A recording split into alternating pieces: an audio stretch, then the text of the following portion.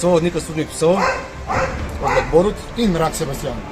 Zaposlena sem na policijski postaji službenih psov Koper, kjer opravljajo specifično delo kot vodnika službenih psov. Jaz sem kot vodnik že 14 let na tem področju. Z mano je psička Alfa, katera je izučena za specialistično uporabo.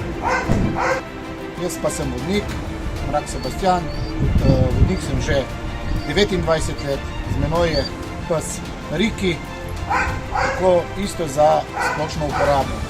Naša dela so dela, katero upravljamo na terenu, to so razne preiskave, gozdov, objektov, razne sledenja z določenimi storilci kaznivih dejanj, prekrškov, prav tako za iskanje pogrešenih oseb.